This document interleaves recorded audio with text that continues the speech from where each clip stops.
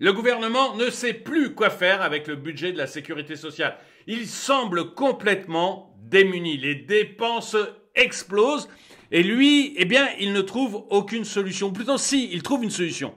Vous faire payer davantage.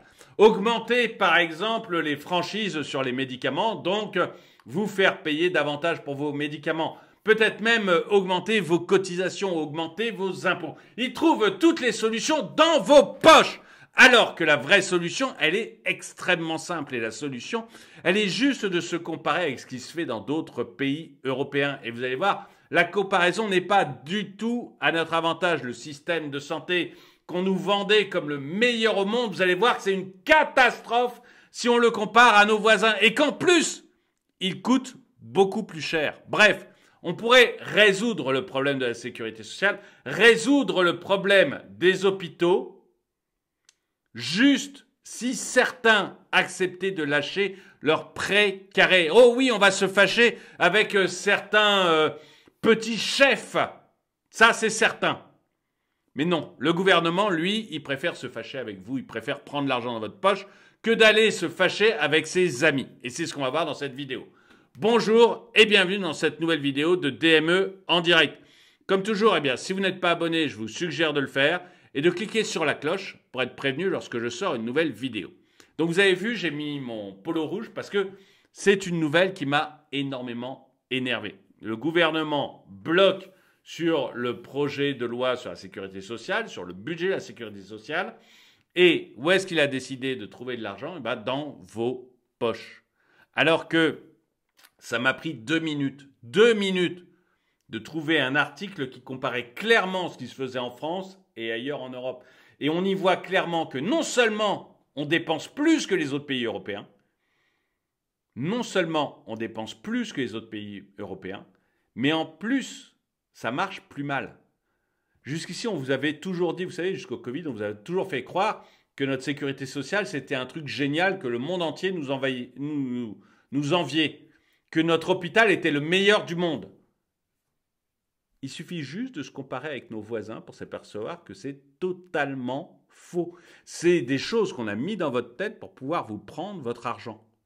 Mais on va regarder là, on va d'abord regarder les problèmes qu'il y a avec le budget sur la sécurité sociale et on va également regarder ensuite eh bien, comment ça se passe ailleurs.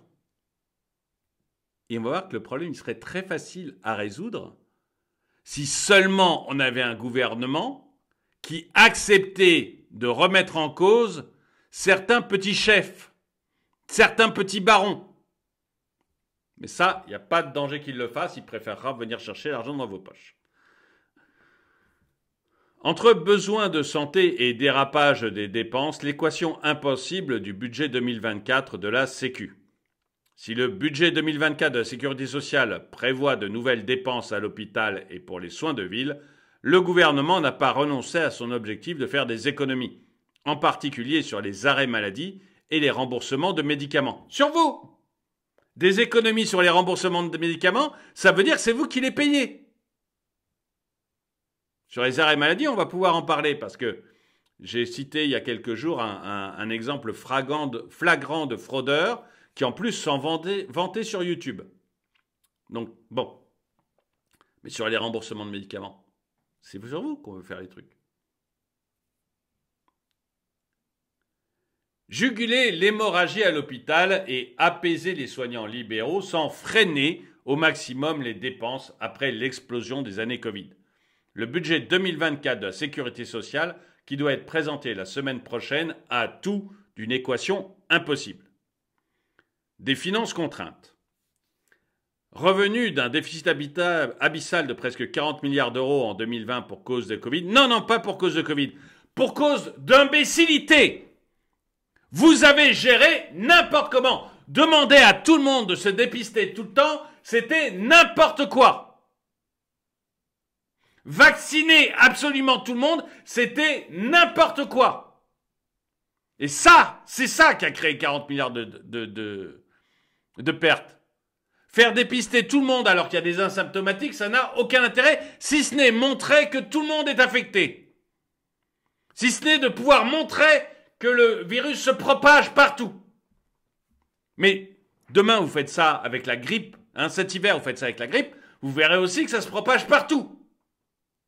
Si vous demandez à tout le monde de se tester, et ça coûtera extrêmement cher.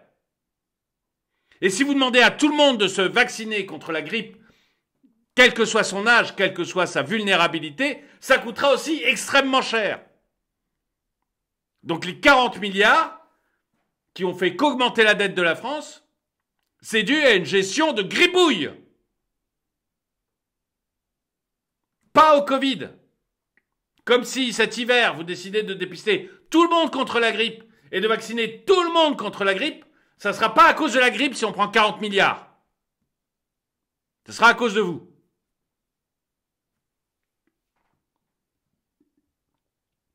Il y en a marre, en fait, de dire que c'est toujours la faute des autres. C'est parfois aussi la faute de gestionnaires qui sont absolument nuls. Absolument nuls. Les mêmes qui demandent à nos stations-service de vendre à perte, ce qui a fait marrer tout le monde, et qui maintenant leur demandent de vendre à prix coûtant, ce qui les fait aussi rigoler. Bref, ils vont mettre sur les opérations prix coûtant de Leclerc, de Carrefour, de Auchan, la petite vignette gouvernement, comme il avait fait sur les promotions avec le panier anti-inflation. Les mêmes qui gèrent comme ça viennent nous dire que les 40 milliards de pertes ont été liés au Covid. Non, c'est lié à votre gestion, uniquement à votre gestion.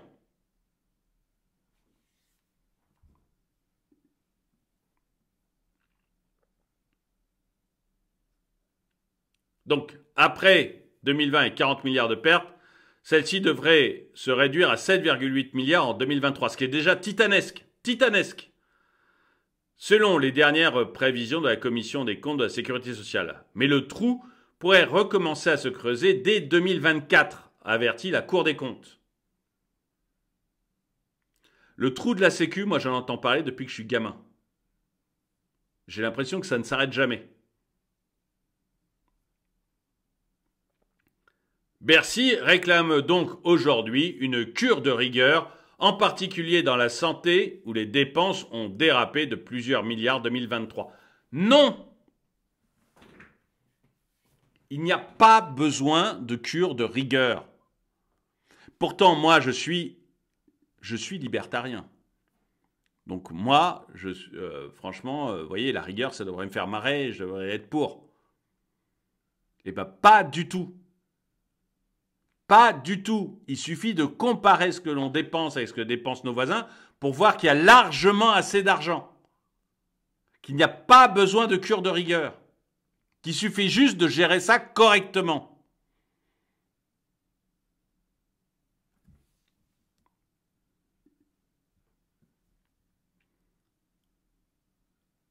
Nouvelles dépenses à l'hôpital et en ville. Pour compenser l'inflation et les mesures salariales destinées à enrayer la fuite du personnel, mesures salariales, meilleure rémunération des gardes de nuit et de week-end, les hôpitaux réclament un rattrapage d'au moins 3 milliards d'euros pour 2023. Inutile! Je le comparerai tout à l'heure avec ce qui se fait en Allemagne. Inutile!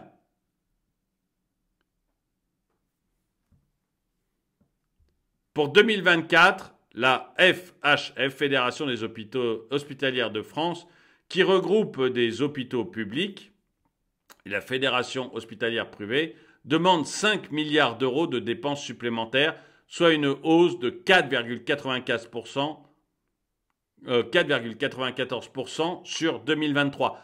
Totalement inutile. L'hôpital n'a pas besoin d'un centime de plus. Je vous le montre tout de suite.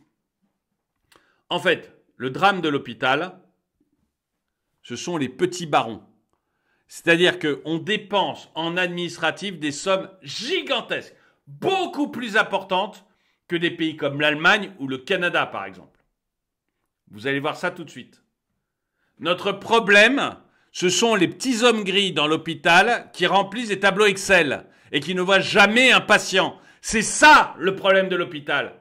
Vous voulez régler le problème de l'hôpital, réglez ce problème. Vous allez voir la comparaison avec l'Allemagne que je vais vous montrer, c'est frappant. C'est frappant.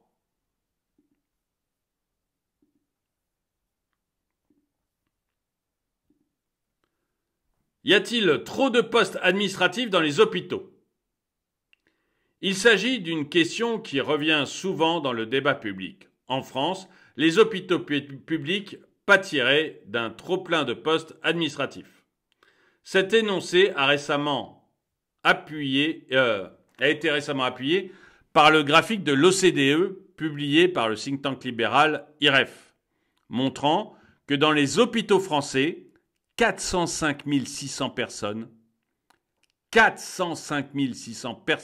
ETP œuvrent à des tâches autres que le médical, soit 54% en plus que l'Allemagne, dont la population est pourtant 25% supérieure à la France. Vous avez 25% d'Allemands en plus que les Français, mais ils ont 54% d'administratifs en moins dans leurs hôpitaux.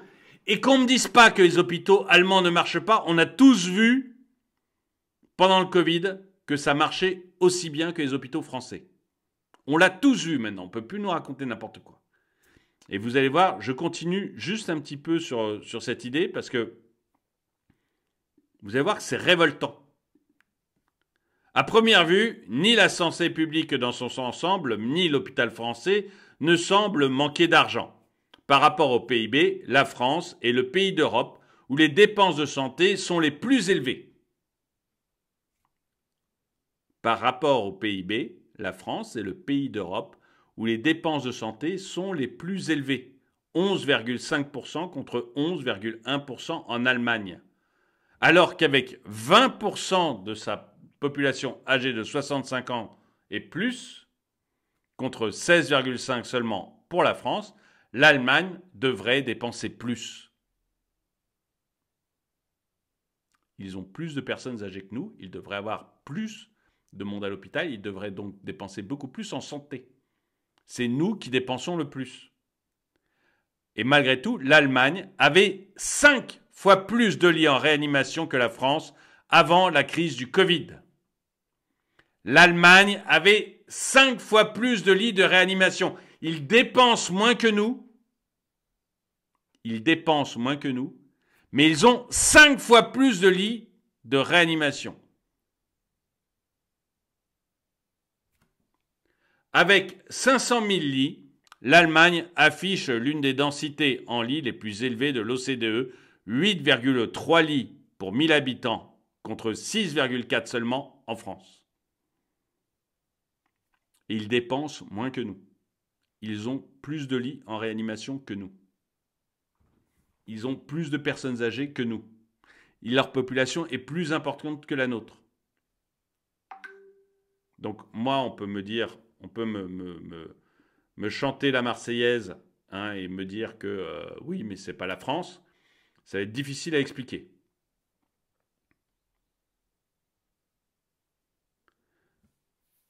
Et la durée du séjour des patients à l'hôpital est nettement plus courte en France qu'en Allemagne, 5,6 jours en France et 9,7 jours outre-Rhin.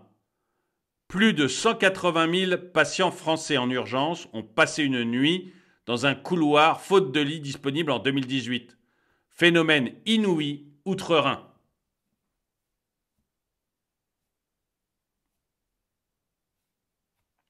C'est de la qualité de service, ça, ou pas?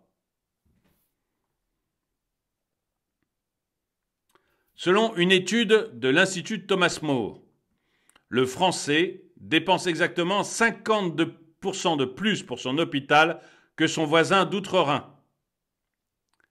Le Français dépense 50% de plus pour son hôpital que son voisin d'outre-Rhin. 1 229 € par habitant en France contre 819 en Allemagne.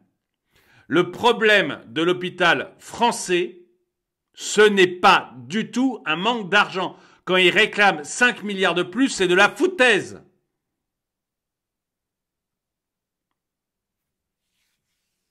Sachant que l'hôpital français dépense moitié moins que son voisin sur les équipements.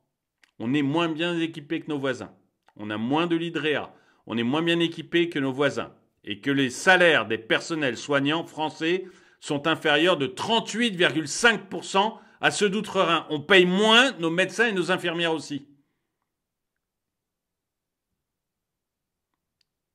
La promesse d'un gain de 26 milliards sur les frais administratifs de l'hôpital français est-elle réaliste? Je vais continuer, mais vous voyez que pour l'instant, les hôpitaux demandent 5 milliards de plus, mais en fait, c'est de la foutaise. Vous voyez que l'Allemagne, avec moins, dépense moins pour ses hôpitaux. L'Allemagne a une population plus âgée. Elle dépense beaucoup moins pour ses hôpitaux. Moins par Allemand que par Français. Moins en PIB. Mais elle a beaucoup plus de lits de réa. Je vous redonne les chiffres. Elle a 500 000 lits de réa. Mais c'est beaucoup plus que nous. 5 fois plus de lits en réanimation que nous. Elle a 5 fois plus de lits de réanimation que nous. Elle est mieux équipée parce qu'on dépense moins en équipement. Et ses médecins sont payés 38% plus cher. Médecins et infirmières. Où passe le fric? Où passe notre fric? On est le pays qui dépense le plus. On est le pays qui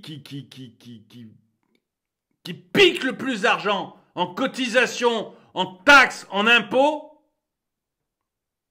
Et on s'aperçoit que pour des trucs aussi basiques que l'hôpital, on est complètement à la ramasse. Rendez compte, un médecin payé 38% plus cher en Allemagne qu'en France. Une infirmière payée 38% plus cher en Allemagne qu'en France.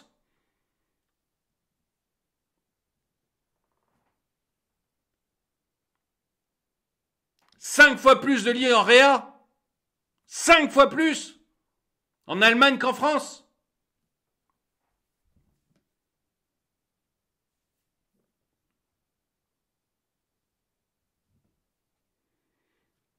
On dépense 50% de plus pour notre hôpital que les Allemands.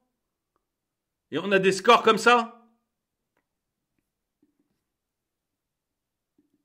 Maintenant, on va voir le reste. L'OCDE relève cependant que 35,22% des emplois hospitaliers en France ne sont ni médicaux ni paramédicaux, contre 24% en Allemagne. C'est ça la différence. Nous, on a 35,22% de gens dans les hôpitaux qui font des petits chiffres, des tableaux Excel. 35%. C'est l'administratif qui nous tue. L'administratif est qu'un gaz. Il prend tout l'espace que vous donnez. Et il est en train de tuer notre hôpital. Il tue tout d'ailleurs. Il tue tout. Toute l'administration française est gangrénée par ça. Je suis sûr que si on faisait ce genre de calcul pour les écoles, on obtiendrait la même chose. Quand est-ce qu'on arrête? Alors évidemment, il faut remettre en cause les ayatollahs, les petits chefs, les patrons d'hôpitaux comme Martin Hirsch, qui est le patron de la PHP après avoir été ministre de Sarkozy. Il faut les remettre en cause parce qu'ils ont beaucoup trop développé l'administratif. Et ça leur fait pas plaisir d'être mis en cause.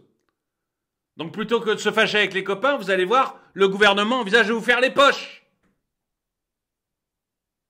Et qu'est-ce qu'on peut attendre de plus? Des narcs. Les énarques, ils vivent pour l'administration. Ils ont été formés comme ça. Ils ont été bercés dans l'administration, dans l'idée que c'est l'administration qui nous sauve, alors qu'elle vous tue.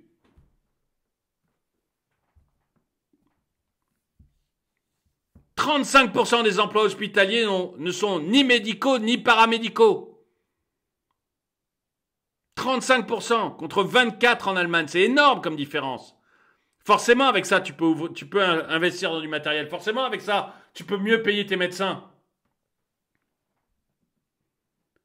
Dans le cadre d'un plan de transformation digitale, le CHRU de Nancy a par ailleurs estimé les tâches administratives des médecins à 30% de leur journée de travail.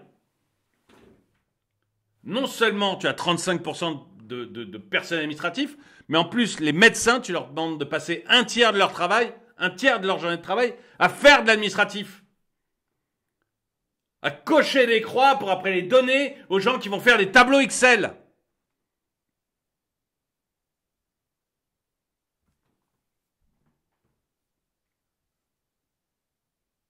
voyez ce qui m'énerve, vous allez dire je m'énerve tout le temps, mais ce qui m'énerve, c'est que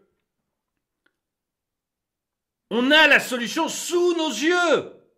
Si aucun pays le faisait, si aucun pays n'avait pensé à ça, à réduire l'administratif comme je le dis depuis longtemps, si aucun pays n'y avait pensé, on se dirait ok, c'est qu'on ne peut pas.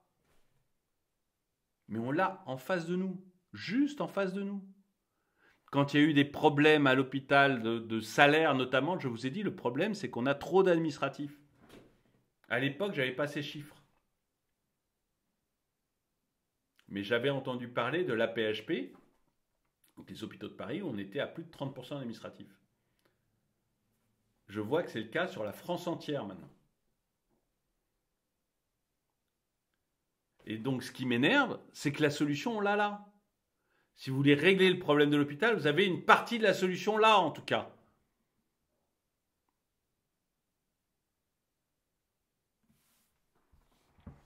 Mais au lieu de ça, on va encore nous faire les poches. C'est ça qui m'énerve.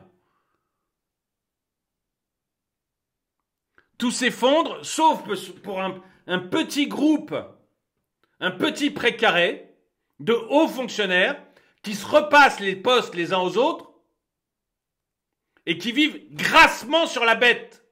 La bête, c'est vous. Quand est-ce qu'on arrêtera avec ces gens-là ?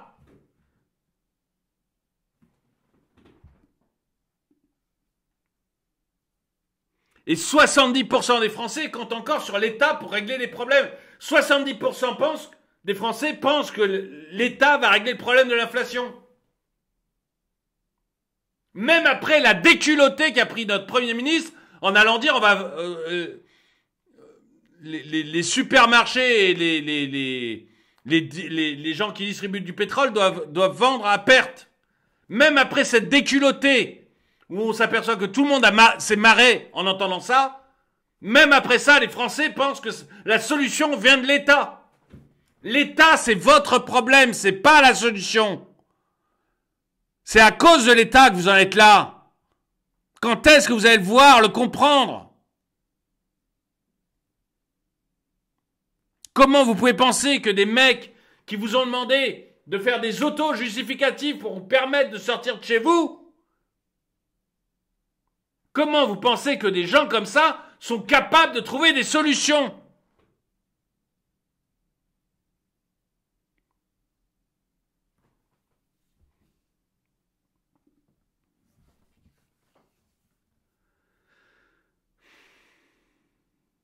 Donc, en plus d'avoir un nombre d'administratifs gigantesque, on demande aux médecins de passer 30% de leur journée de travail à faire de l'administratif. En plus, sachant qu'environ 20% du personnel administratif des hôpitaux français sont en fait du personnel soignant détaché à plein temps à des travaux administratifs. Vous avez du personnel détaché à plein temps pour faire du travail administratif. L'administration est un gaz, ça prend tout l'espace que vous lui donnez. Demain, ça peut être 100% des médecins qui seront employés toute leur journée à faire des petites croix dans des tableaux. Tableaux qu'on va regrouper avec des spécialistes qui vont regrouper les tableaux. Qu'après, ils vont envoyer au ministre.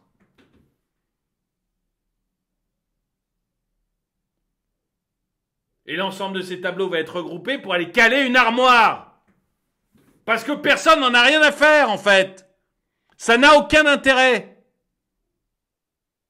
Le boulot d'un ministre, ça devrait être de se battre contre ça. Le boulot d'un patron d'hôpital, ça devrait être de se battre contre ça, de toutes ses forces. Moi, quand j'étais chef d'entreprise, j'ai eu une entreprise où il y avait beaucoup de salariés. Beaucoup. J'étais franchiseur, j'avais 70 franchisés. Je peux vous dire que mon équipe, sans arrêt, elle me disait, tiens, on pourrait demander aux franchisés de mettre ça en plus, de demander ça en plus, de cocher telle case en plus. Et après, vous avez votre franchisé. Donc, le franchisé, c'est une entreprise indépendante qui utilise votre marque et votre savoir-faire pour faire vite. Et après, vous avez votre franchisé qui passe ses journées à remplir les questions des uns et des autres et à faire des croix au lieu d'aller développer son business. C'est exactement ça à l'hôpital.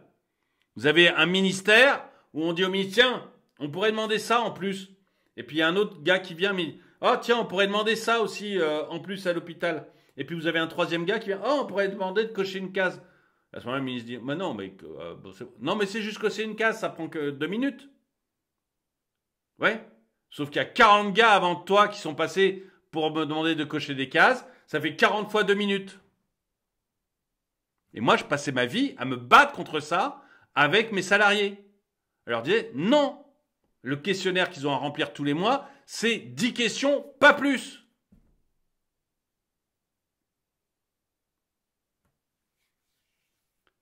Mais si j'avais laissé mon administration, donc mes employés, faire comme ils le voulaient, ça aurait fini par 80 questions. Parce que chacun a une idée géniale, qui est peut-être bonne, mais que vous ne devez surtout pas laisser faire. L'administratif est un gaz, il prend tout l'espace que vous lui donnez. Donc vous avez 20% du personnel administratif, ce sont des médecins ou du personnel soignant, qui ne voient jamais un patient. C'est beau, non ?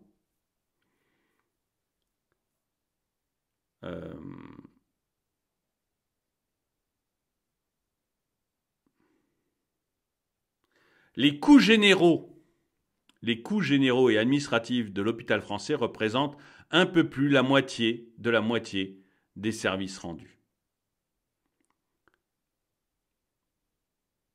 Les frais généraux et administratifs, ça coûte la moitié du coût de l'hôpital.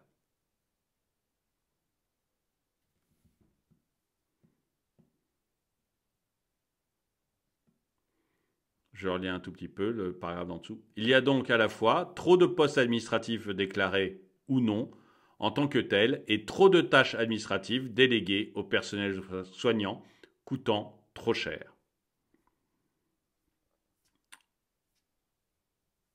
Et il y avait dans l'article un truc que je n'ai pas noté. Ah, je vais vous le noter. Je vais vous le montrer. Bon. J'aime pas parce que c'est l'Angleterre et quand on se compare à l'Angleterre, les gens disent ah ouais, les gens meurent dans la rue en Angleterre, tu parles. Donc voilà.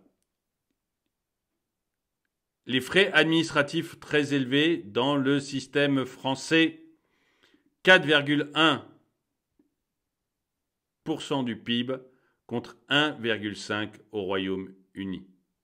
4,1% du PIB en France contre 1,5 au Royaume-Uni. Mais je ne voulais pas me comparer à l'Angleterre parce que je sais que beaucoup de gens vont se servir maintenant de cette comparaison avec l'Angleterre pour me dire « Ouais, mais on n'est pas l'Angleterre, t'as vu comment ils vivent en Angleterre, c'est libéral, tagada. » Donc j'ai voulu me comparer à l'Allemagne. Vous avez vu la différence ? Elle est claire comme de l'eau de roche. Claire comme de l'eau de roche. On va continuer l'article pour que vous voyez que le gouvernement ne va pas changer ça. Il ne va surtout pas y toucher. Parce que c'est de l'administratif et ils l'aiment. Ils ont été formés pour ça. L'ENA, c'est une formation à l'administratif. Ils aiment ça. Et en plus, comme ils ont mis à la tête de ces trucs administratifs leurs copains, je rappelle Martin Hirsch, qui est passé par la case ministre avant directeur de la PHP, comme ils y ont mis leurs copains, il ne faut surtout pas remettre en cause la façon de travailler du copain. Donc ce qu'on va faire, c'est qu'on va réclamer un peu plus d'argent à vous. Du côté des soins de ville, les dépenses ont également augmenté plus fortement que prévu, avec un dérapage qui se chiffrerait là aussi en milliards, selon les sources parlementaires et professionnelles. Le dérapage va être difficile à ralentir. L'assurance maladie a négocié ces derniers mois des revalorisations tarifaires avec des catégories de soignants en échange de contreparties pour lutter contre les déserts médicaux.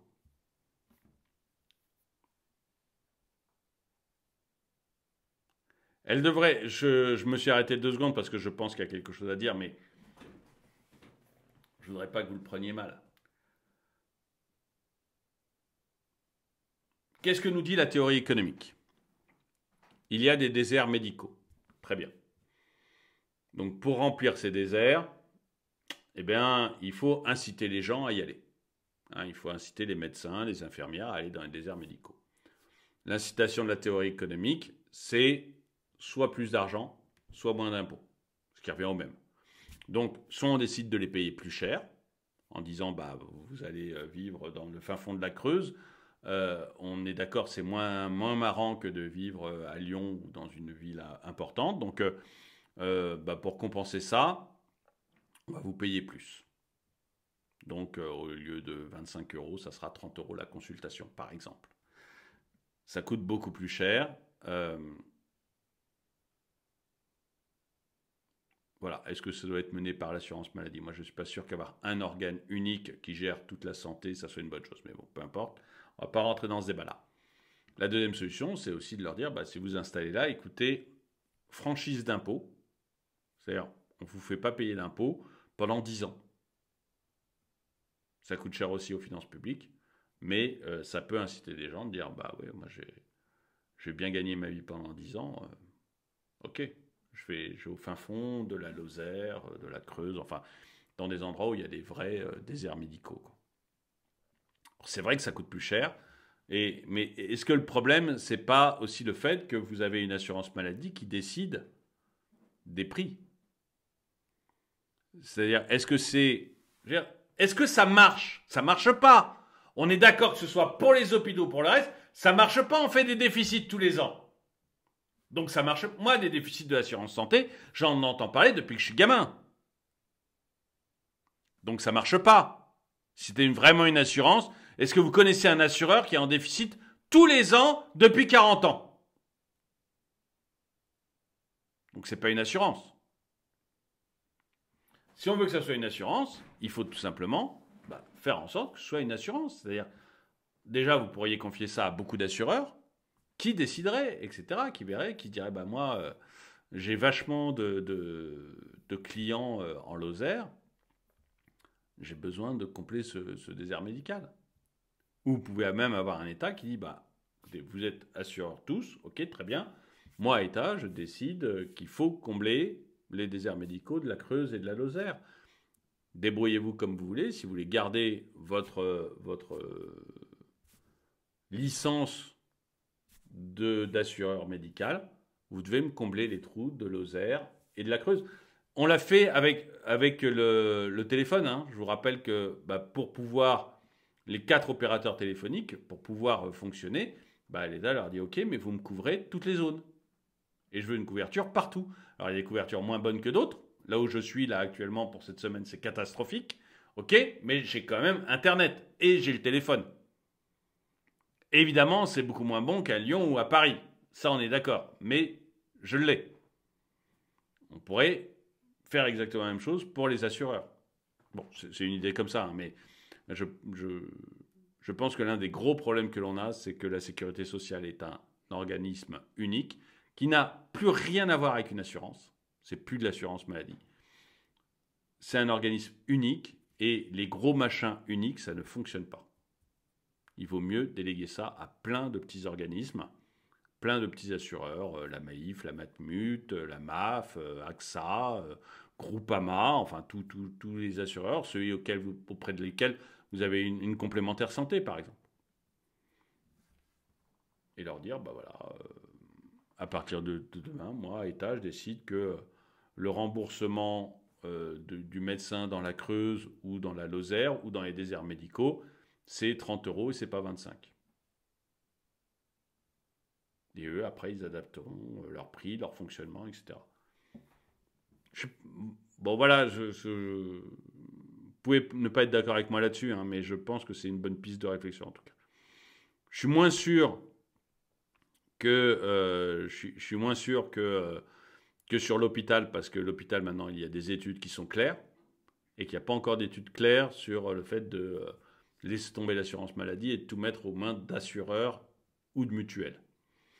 Donc pour l'instant, voilà. Mais sur l'hôpital, vous avez vu, hein, il n'y a plus trop de doutes sur le fait qu'on fonctionne n'importe comment.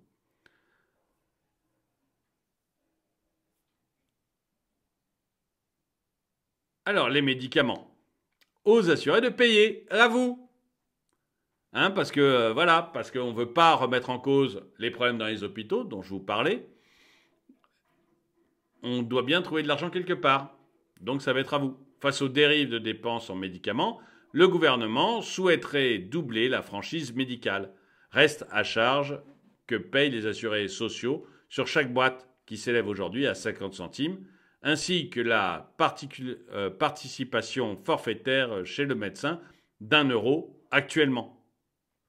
Le plafond de 50 € par an est par assuré pour chacune des 2 enveloppes, au-delà duquel tout est remboursé, ne devrait cependant pas bouger. Le gouvernement gagnerait ainsi quelques 500 millions d'euros. C'est une somme ridicule.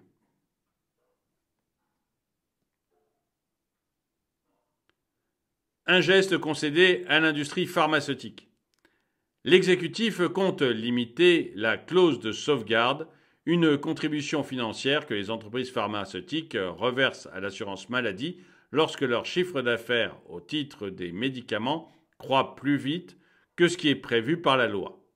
Elle sera abaissée à 1,6 milliard en 2023 et stabilisée à ce niveau l'année prochaine. On voit qu'on a déjà du mal à récupérer, on a des pénuries de médicaments. Et on voudrait que l'industrie pharmaceutique se réinstalle en France. Forcément, ce n'est pas le moment de leur casser les pieds. Haro sur les arrêts de travail et la fraude sociale. Le coût des arrêts maladie a bondi de 8,2% hors Covid en 2022. Et il serait l'une des causes principales du dérapage des soins de ville en 2023. Le gouvernement entend mettre un coup de frein en renforçant notamment les contrôles. Un moins bon remboursement n'est pas à ce stade le scénario privilégié, mais ça fait partie des pistes, a dit Aurélien Rousseau fin août. La fraude aux prestations sociales est également dans le collimateur. La Cour des comptes a chiffré les malversations de l'ordre de 6 à 8 milliards d'euros annuels. Vous voyez qu'ils veulent vous faire rembourser un peu plus ces médicaments, vous faire payer un peu plus ces médicaments. Ça va lui rapporter 500 millions. Et on voit que la fraude, elle est de l'ordre de 6 à 8 milliards. Donc c'est plutôt vers ça qu'il faut se tourner, quoi. Alors que les contrôles mobilisent moins de 3400 agents sur l'ensemble des caisses. Et derrière, pas de hausse des taxes sur l'alcool qui avait été une solution qui avait été évoquée. Donc vous voyez, la fraude, je ne vais pas m'énerver dessus parce que j'en ai déjà parlé dans une autre vidéo où je vous ai montré un fraudeur qui expliquait qu'il fraudait, qui expliquait comment il fraudait et qui vous offrait une formation pour 300 €. Il vous proposait une formation sur comment frauder. Donc la fraude, elle est là. Alors on va me dire, oui, fraude fiscale. L'un n'empêche pas l'autre. Là, on parle de la sécurité sociale. Réglons le problème de la sécurité sociale. Après, on verra le reste. Et voyez, on a un hôpital qui réclame plus d'argent. Excusez-moi, je suis en train de regarder les chiffres. Mais on a un hôpital qui réclame plus d'argent, mais qui coûte... Notre système de santé... Pardon, allez, je reprends. Notre système de santé coûte beaucoup plus cher que le système allemand. Alors que les Allemands ont une population plus nombreuse et plus âgée que nous. Donc le système allemand devrait coûter beaucoup plus cher. Le nôtre coûte plus cher que le système allemand. On est ceux qui dépensons le plus de l'OCDE. 11,5% du PIB. Donc théoriquement, on n'a pas besoin d'argent de plus. Pas un centime. Mais on voit qu'on a une administration qui devient pléthorique. Qui bouffe tout l'argent. C'est vrai dans la santé, c'est certainement vrai ailleurs. Mais c'est vrai dans la santé. Vous avez vu la comparaison avec l'Allemagne, 35% chez nous, 24% chez eux. Du personnel administratif. 50% des dépenses de l'hôpital.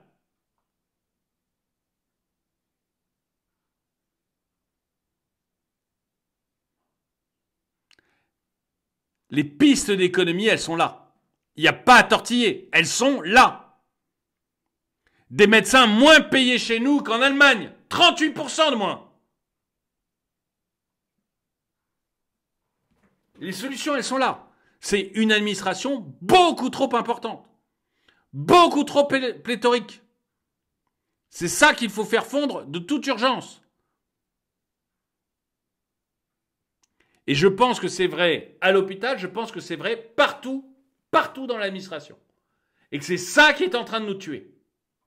Dites-moi ce que vous en pensez dans les commentaires. Est-ce que vous êtes d'accord avec moi pour dire qu'en fait, on dépense assez? Il faut arrêter de nous faire les poches. Il faut arrêter d'essayer de nous piquer du fric.